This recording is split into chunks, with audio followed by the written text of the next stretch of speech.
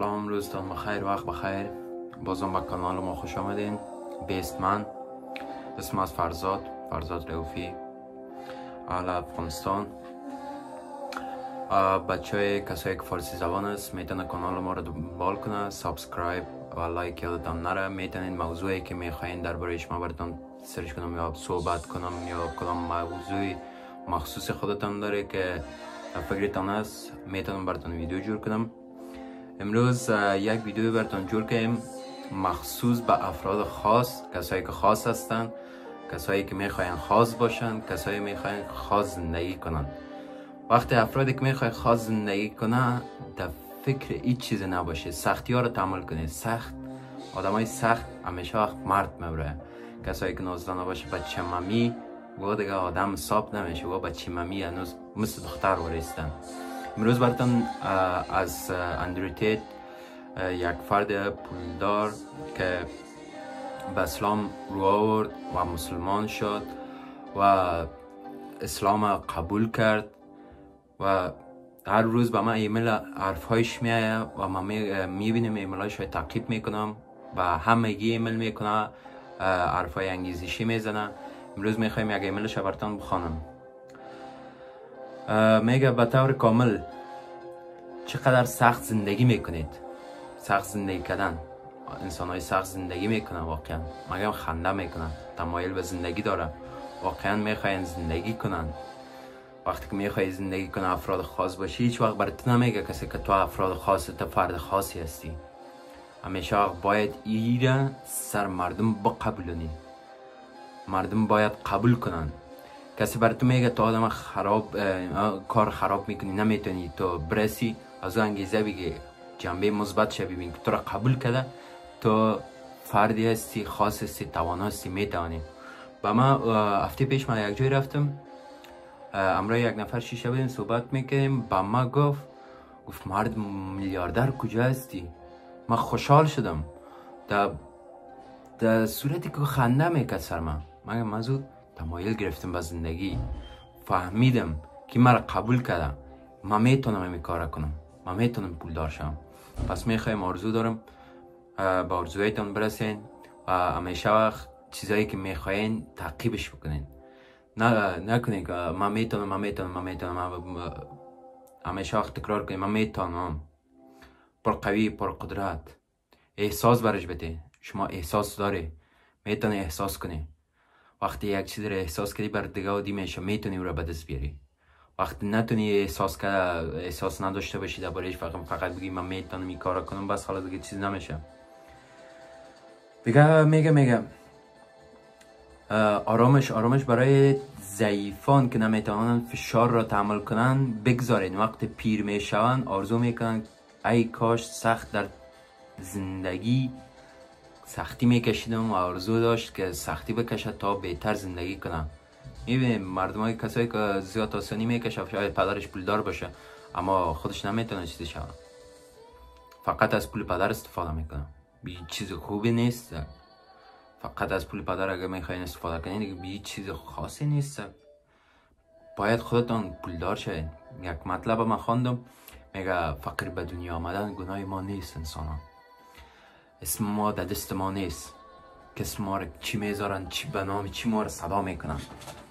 مطلب عزیز، وقتی تو میخوای یک جای برسی باید همه تو رو بشناسن، نام تو باشه، نام تو ماندگار باشه، اسمت خاص باشه. و در این تعقیب باش که میگه از فقیر به دنیا آمدن، یک آدم فقیر به دنیا میه گناه آدم نیست. گناه ای آدم است کسی گناه داره که فقیر از دنیا میره. این پول ثروت چیز خاصی نیست، همگی میتونه بازی بره، فقط کوشش کنه. وقت بیچاره باشی فایده نداره زندگی. بیچاره بودن، بیچاره با آدم احمق لوده میگن بیچاره. ما بیچاره نیستیم، ما آدم خاص هستیم، ما میتونیم. فقط آدم های خاص میتونن ما رو دنبال کنن، آدم های خاص باید ما رو ببینن. احساس خاصی براتون میدم. میخوایم جنبه زندگی رو ببینه، واقعا در زندگی چی هسته. همیشه وقت کار کنیم. نمیتونی کار در کنج خانه خواستی، من براتون سنور 016 را براتون میگم برید درس یا بخونید. براتون میگه از 0 تا 100 کار و بار زندگی در افغانستان هستی، در امریکا هستی، در آلمان هستی، در اروپا هستی، در هر جای هستی. من خودم تعقیب کردم، من خودم خواندم، واقعا ازش چیزهای خوبی یاد گرفتم. سانور جان بسیار بچه خوب است، افغان خودم از در آلمان زندگی میکنه، آدم خاصی هست، توانسته. آدم فقیری بود پولدار شده، حالا میتونه، هر کی میتونه، فقط قدرت شد.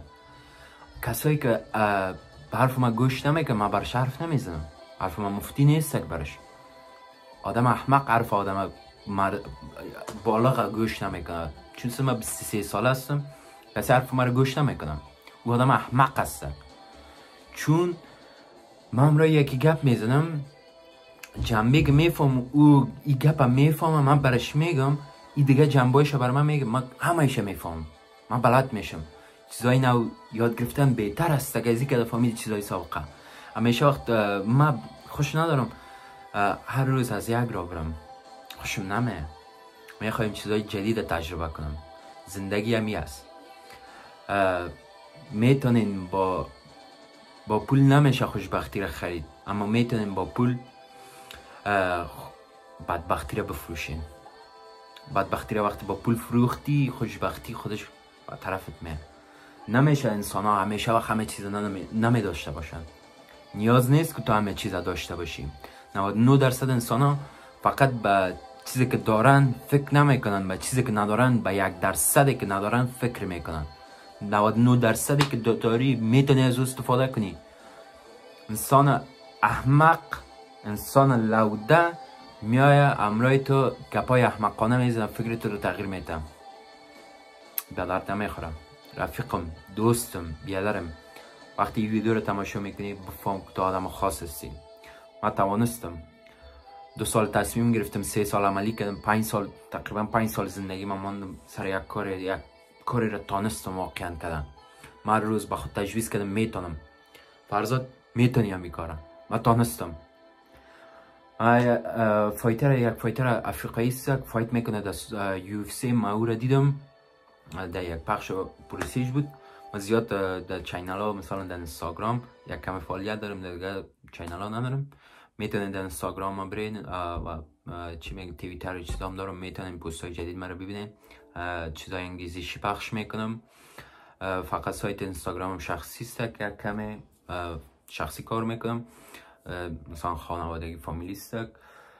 دیگه ما وقتی که این افریقایی رو دیدم، این فایت بود، راوند 2 که تمام شد، نفر طرف مقابلش رفت در یک گوشه استاد شد، ترینرش آمد برش پکک کرد، برش آهو داد، چیزا داد. این نفر افریقایی دیگه، بس سیاپوز بود، بسیار آدم یو سی دیگه، آدم خشن. استاد شد، طرفش سعی کرد، گفت بچه ممی اشتاک طفل بیبی برش گفت، با انگلیسی برش بیبی گفت، بیبی کامیو برش گفت بچه بیا دیگه. این فقط استاد بود، تی کار نکرد. ترینرش و همین نفر که امرش آمده بود نامد برش پکک کنه یا او بتدش. این استاد شد. این فقط همه قدر پیش خود گفت وقت مرگ مستک، ما باید مرگ تغییر بتم، مرگ به او بتم. وقت مرگ ما نیست که وقت مرگ ما رو فقط خدا تعیین میکنه، الله پاک. وقتتان زیاد نمیگیرم. خوشحال شدم که چینل ما رو تعقیب میکنیم، ما رو میبینیم. وقت خوش، خداحافظ. ویدیوهای جدید ما رو تعقیب کنید، براتون چیزای انگیزشی میگم و همیشه میخواین چیز کنین، ایمیل اندروید دنبال کنین، برین در یوتیوب نوشته کنین ایمیل اندروید براتون میاره که چی کارایی کنید، ایمیلش چه رقم به دست بیاری. فقط در گوگل میری، خود ثبت نام میکنی، براتون میاره. و سنور 016 هم یادتان نره، 0 تا 100 همه چیز براتون امتیاز صرافی و ای ترید هست. ترید کنی پولدار میشی. همیشه آدمای احمقی هستن میگن تریدر فهمیدی ضرر نقص خدا داره. وقت یک دکاندار کار میکنه در دکان، یک مالش سرش میمونه، نمیتونه فروخته بره، ضرر میکنه. این کار طبیعی است. و همیشه وقت فکر کنی ریشخندی نداره ترید امرایتان. درسش بخونه 6 ماه، 1 سال، 1.5 سال، 2 سال زحمت بکشی، ببینی میتونی. همگی پول به دست آورده، شما هم پول به دست بیاره. نشینید فقط نگاه کنید. وقتتون زیاد نمیگیرم. خداحافظ. الله پامان.